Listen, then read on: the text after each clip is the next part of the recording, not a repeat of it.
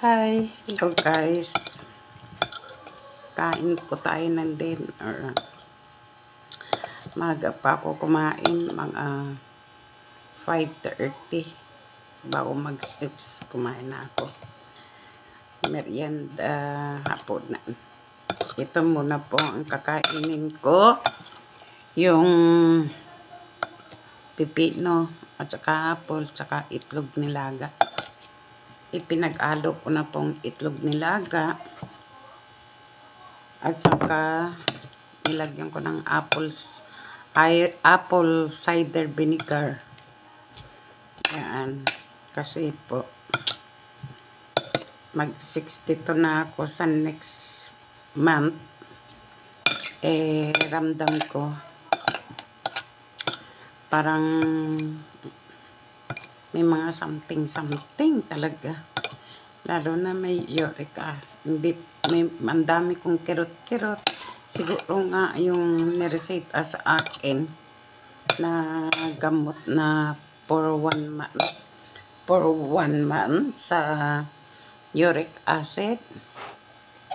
Hindi pa na nakukuha. Pero next month, follow-up check-up ko na po. So, siyempre, mag-laboratory na naman ako kung kamusta bang uric, yung high cholesterol, kung kamusta ang high cholesterol ko. Kaya, edad 62, marami na ako naramdaman na kirot dito, kirot doon. Tapos, hindi po ako pumupayat. Pagkakaedad ako, tumataba. Yung kain ko naman na kanin, tamang kain lang naman po eh. Pero ngayon, piliting ko hindi muna mag-rice. Ito, nag-try ako na ang cucumber, mansanas, at saka itlog nilaga. Pinag-mix ko po. Nilagyan ko lang ng paminta, asin. Yung asin ko po na ginamit ay Himalayan. Tawag yun? Himalaya na salt. In-order ko sa Lazada, pati yung vinegar sa apple cider. Ay, kailangan mag-control kasi po ang taba-taba ko na. Tingnan mo. Wala pa akong kaayos-ayos. Ayan ang laki ng braso. Taba ko na. Ay, ang taba na ni Lola. Sige po. Maraming salamat to Diyos sa pagkain na ito. Sa aking harapan, tulungan niyo po ako na gumaling sa aking mga karamdaman. Maraming salamat to God sa pagsapod na ito. Tulungan niyo po yung mga anak ko, makakain din po sila tulad sa akin. Maraming salamat sa mga biyaya na kaligtasan ang dumarating sa akin. Ito po aking dalangin sa tanging makapangyarihang Diyos. Amen, amen. Kain tayo.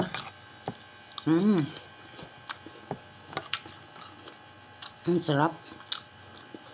Ang sarap ng mansanas. Tapos may apple cider. Pipino. Itlog nilaga. Sarap. Mayroon pa akong isa. Try itong hapunan.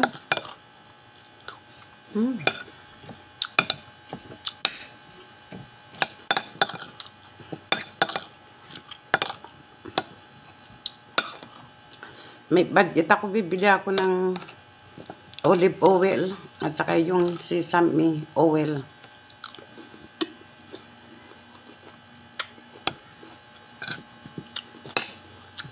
Gagawin ko yung mga pang-flavor sa salad.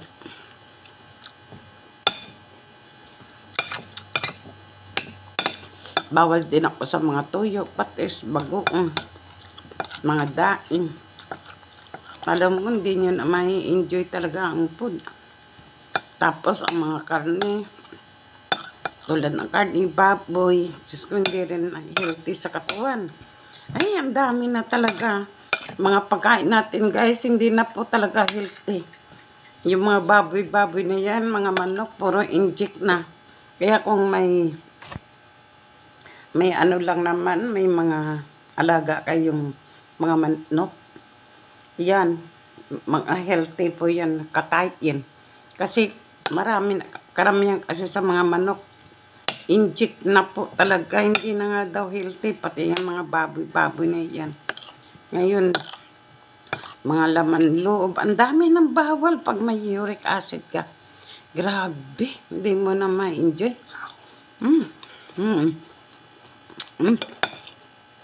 Ang sarap. Namit.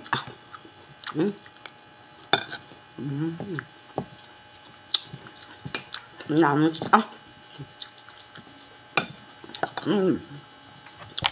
Namit sa Tagalog, masarap.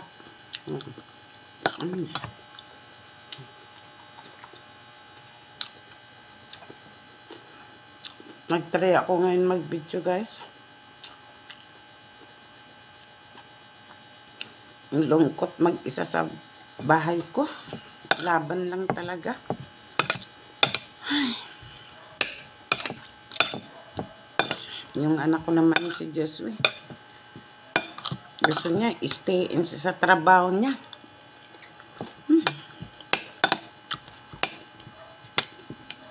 May edad na siya, hindi pa siya mag-aasawa.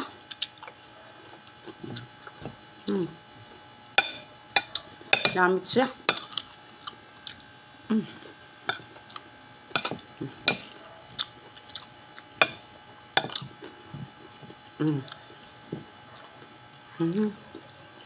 Itlog.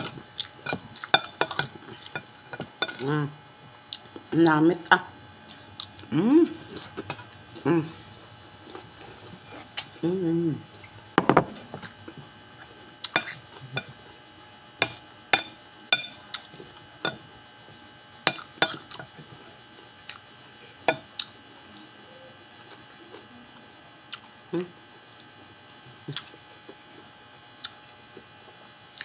Alam mo guys, delikado ang mga uric pag hindi mo rin yan naagapan. Mga high cholesterol.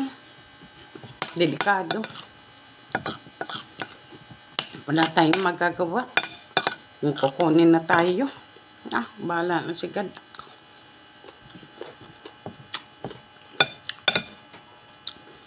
Kaya ang buhay ko, hindi masasabi kung kailan ka buhay pa o kailan ka bawian. Kasi nga, hindi na healthy ang katawan ko.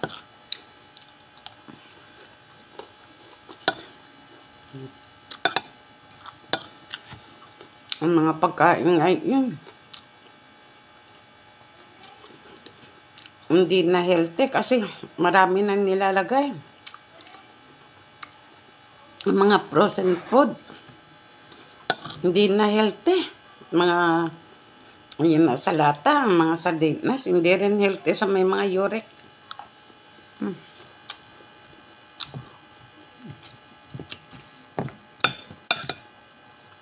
Sa mga katulad namin,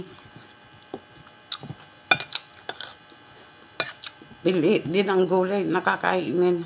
Kasi may yung mga spinach pala, bawal din sa may uric. At saka yung cauliflower, bawal din.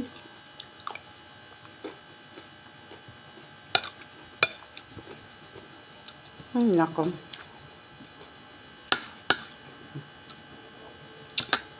Kaya tumataba pa na. Ewan ko, tumataba pa rin ako. Kaya sabi ko, pahinga muna ako sa rice itong gabi din. Ito muna hapunan ko.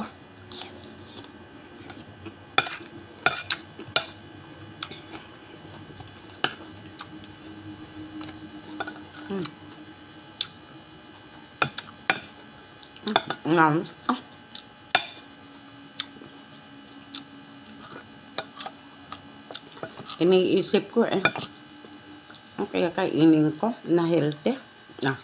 Ito, cucumber, itlog nilaga, at saka yung apple, mansanas. Nilagay ko lang na panimpla. Nilagyan ko lang 2 kalamansi, vinegar, apple cider, at saka paminta, konting asin. Himalayan pa yung asin ko.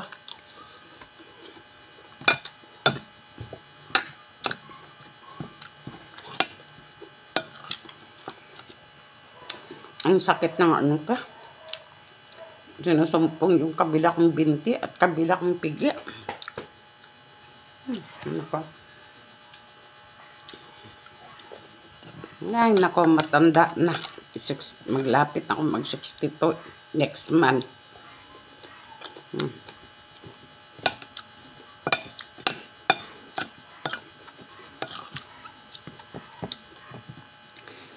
Ay, nako, Joshua, shout out. Kumakain mama mo ng healthy. Ikaw mag-ingat ka sa mga kinakain mo.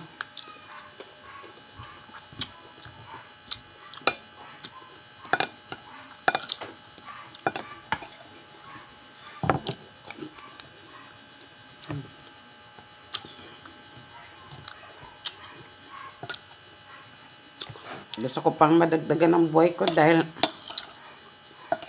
kawawa ka, Joshua, Jeremiah. Mahina ang mga loob nyo.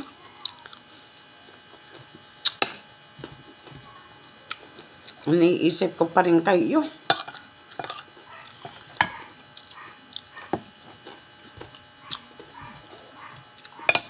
Kaya itong bahay na ito, pag-iingatan nyo, huwag nyo to ibibinta. Mahirap walang bahay sa Maynila. Mahirap mangungupahan. Dahil hindi lahat ng oras may pera, may pangbayad sa upa. Kaya alagaan nyo ito. Yan nga lang. Taon-taon, magbabayad kayo ng amilyar ng dito. May amilyar tong bahay na ito.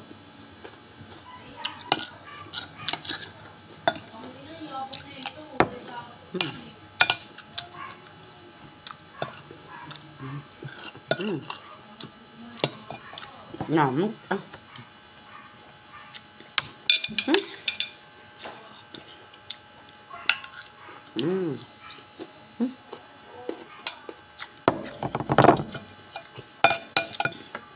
Nyamuk.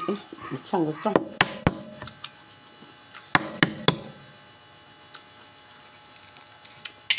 Wala tayong rice, kaya ito kahit pa paano mabigat-bigat ang hindi naman to nakakataba. Pamalit sa rice. Ay, nako. Sarap. Sarap ng cucumber at saka apple cider.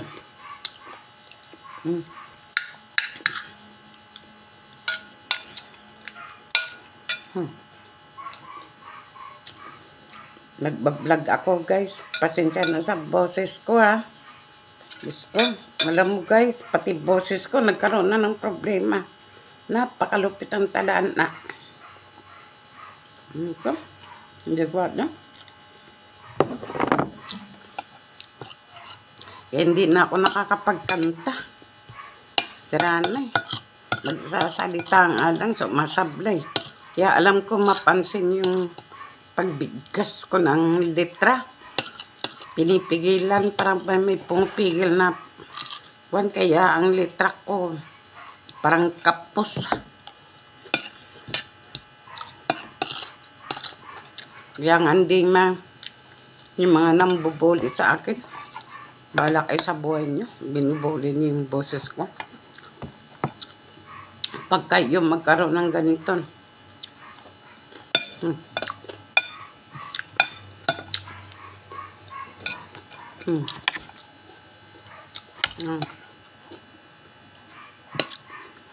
Wala akong lipstick.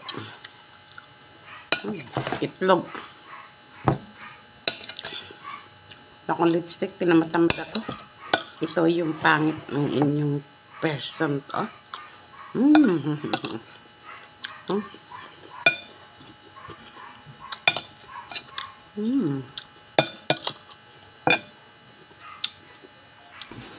Sige na, guys.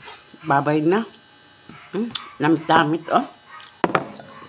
Baka mahaba na yung video ko. Babay na po. God bless po sa inyo lahat. See you on next mukbang. Yes. update ko kayo ulit kung ano ulit ang kakainin ko ng pang-healthy. Bye-bye. Thank you po sa mga viewers, silent viewers. Ayan. God bless po sa inyong lahat.